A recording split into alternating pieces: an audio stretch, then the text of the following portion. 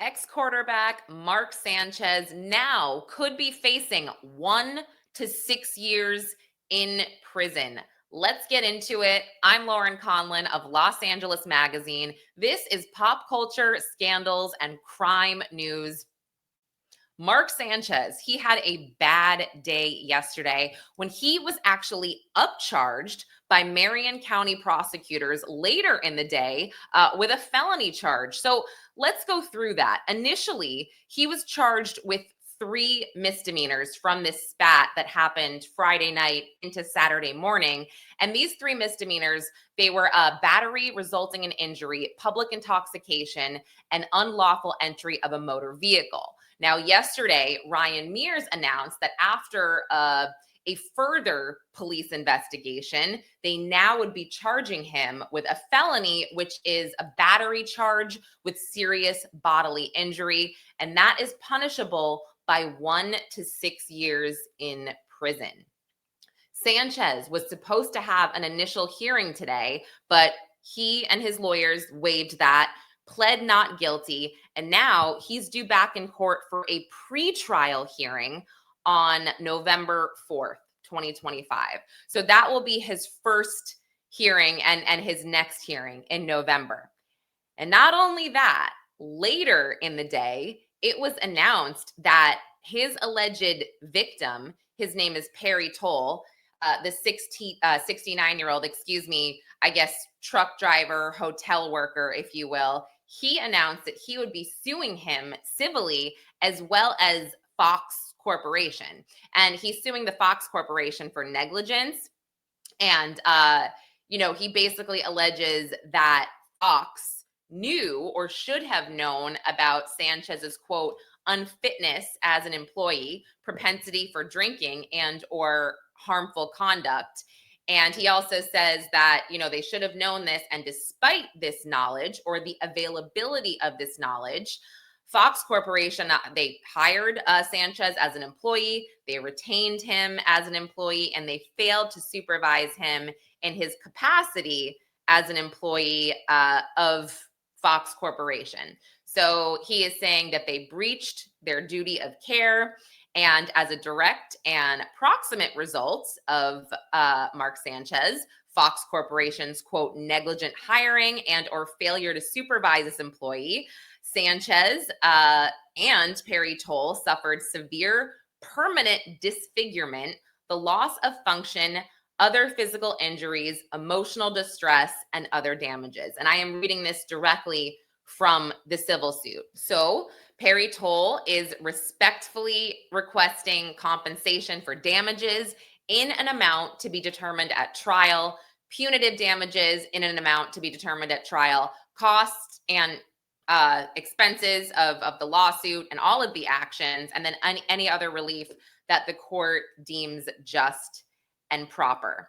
And I think after reading the probable cause affidavit and the civil suit here, it's really kind of confusing what happened, what actually unfolded late Friday night into Saturday morning. I mean, basically, Perry Toll, his truck was parked between the two hotels where he was supposed to be gathering this frying oil. And I went over this yesterday, but it sounds like Mark Sanchez just kind of walked into his truck, got in, and said, I spoke to the manager of the hotel and you can't be here. And this is what Perry Toll had said to police. This is what was stated in the affidavit, the civil suit, that Mark Sanchez said, I talked to the hotel manager, you can't be there. And Perry Toll was just like, what? I'm going to call my manager. Obviously, I'm paraphrasing. He's trying to reach for his phone in the car and he's telling Sanchez, by the way, or the truck, you can't be in this truck, get out. Sanchez isn't listening. And per the affidavit, it actually says, and this is kind of not great for Sanchez, but Perry Toll wears hearing aids. He didn't have his hearing aids in, so he was kind of leaning towards Sanchez to hear what he had to say. And he said when he leaned in, he just got a huge whiff of alcohol, and it was just very, very strong. And again, that's when he was like, okay, you need to go. You can't be here. trying to reach for his phone to call his manager. Sanchez wouldn't let him. Eventually, they both get out of the car and a fight ensues. And there also was a witness in his car watching this thing go down. And his account, this witness account, along with Perry Toll's account, along with the surveillance footage that they found at one of the hotels. Additionally, the cell phone recordings that Sanchez and Tolles took, all of this per police say that it matches Tolles' account. So with that, that's how they were able to make this initial arrest and then upcharge Sanchez as well. And they also had to get a warrant for his phone, when Sanchez's phone, while he was in the hospital, when this witness was like, yeah, they were actively recording themselves. And I thought that was, super random and weird. But yeah, everything so far matches up. So it sounds like, Sanchez could be in some serious trouble. I don't have any idea as of yet what his defense is going to be, if he's going to try to cut a deal with prosecutors. But I do know that they have spoken out in Marion County, and they were just like, we don't care who you are. You don't come in here acting a fool. And obviously they didn't say that. I'm paraphrasing here, but yeah, I don't know if they would be open for a plea deal, but I guess we'll see. Additionally, Mark's brother, Nick, gave a statement, and I'll read that right now. He stated, quote, "This has been a deeply distressing time for everyone involved. Mark and our family are incredibly grateful for the love, concern, and support that we've received over the past few days. Mark remains under medical care for the serious injuries he sustained and is focused on his recovery as the legal process continues. We would like to extend our heartfelt thanks to the first responders and the medical staff," end quote. I noticed that he did not bring up the victim at all, or the alleged victim, Perry Tolles. And this could be because their lawyer said, don't admit anything, don't say his name, that's culpability right there. So who knows? They have their reasons why they don't say it. We will find out. But that is the latest so far. It is 10:37 a.m. Eastern. So I will keep everybody updated later today as well through written articles that you can find at lamag.com. And yeah, we'll continue to follow this story as it unfolds. I also want to discuss right now, let's get Sanchez off the screen here. Let's discuss the latest with Diddy. So Diddy's attorneys yesterday, Tenny Garagos in particular, she posted a memo requesting that Diddy be sent to a minimum security prison in New Jersey, and that is called Fort Dix.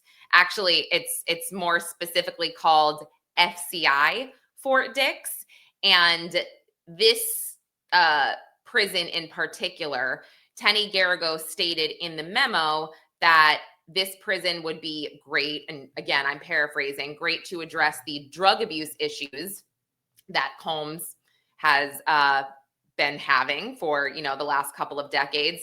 And also, it would be easy for his family to visit him there because it's New Jersey.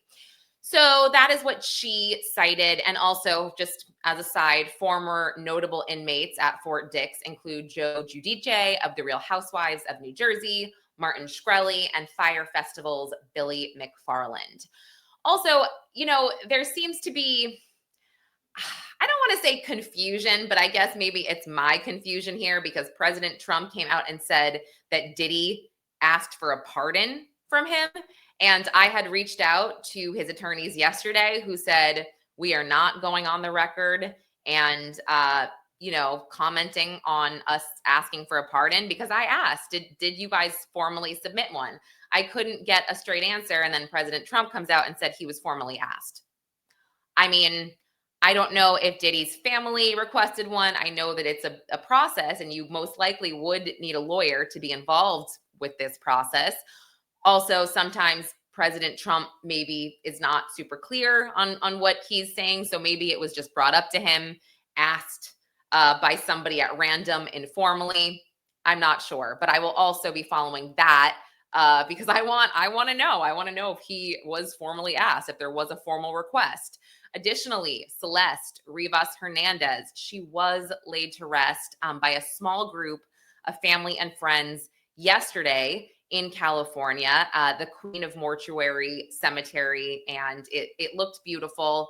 TMZ had all of the footage, and there were no active sightings of David, but I think most people knew that he wouldn't really be there given the public interest. And, law enforcement, they haven't exactly confirmed 100% to the public that David and Celeste knew each other, although we have been speculating based on what we've seen online and also the fact that she was found in his car.